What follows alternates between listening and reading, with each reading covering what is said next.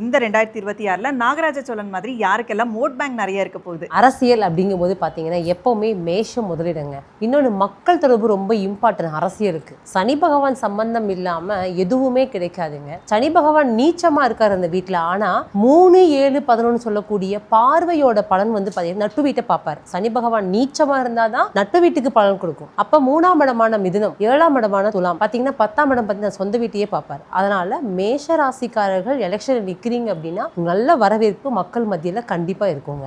சிம்மம், இவர் இல்லாம எதுவுமே இல்லைங்க. ஏன்னா சூரிய பகவான் இல்லைங்களா. 8ஆம் இடத்து நினைக்காதீங்க அஷ்டம சனி அப்படின்னு. அஷ்டமத்தில் சனி இருக்கும் போதுதான் உங்களுக்கு நிறைய பெயர் புகழே கிடைக்கும். ஏன்னா சூரியன் சனியோட சேர்க்கையாகட்டும் பார்வையாகட்டும், செவ்வாய் பகவான் சனி பகவான் யுத்த கிரகமா இருந்தாலும் இவங்க சந்திக்கும் பொழுதோ இல்ல பார்வை பலன் இருக்கும் போதோ உங்க சாத்துல சேர்க்கை இருந்தாலும் சரிங்க, மக்களுடைய சம்பந்தமும் பெயர் புகழ் நீங்க இருக்கக்கூடிய துறையில கட்டாயம் வாங்குவீங்க. அடுத்து விருச்சகம், இவங்களுக்கு எப்பவுமே அசாத்தியமான தைரியம் இருக்கும். ஏன்னா காலபுருஷனுக்கு 8 இல்லைங்களா. பிரச்சனைகளை சமாளிக்கவும் தெரியும், ஒரு பிரச்சனையை ஏற்படுத்தவும் இந்த விருச்சக ராசிக்கு மட்டும் தாங்க தெரியும். அப்ப அரசியல்னாவே என்னங்க, பிரச்சனை தானே. கூட்டணி சேரும் போது மட்டும் கொஞ்சம் கவனமா இருங்க. மற்றபடி வந்து பாத்தீங்கன்னா நிறைய விஷயம் உங்களுக்கு அரசு சப்போர்ட் உங்களுக்கு கண்டிப்பா கிடைக்கும்.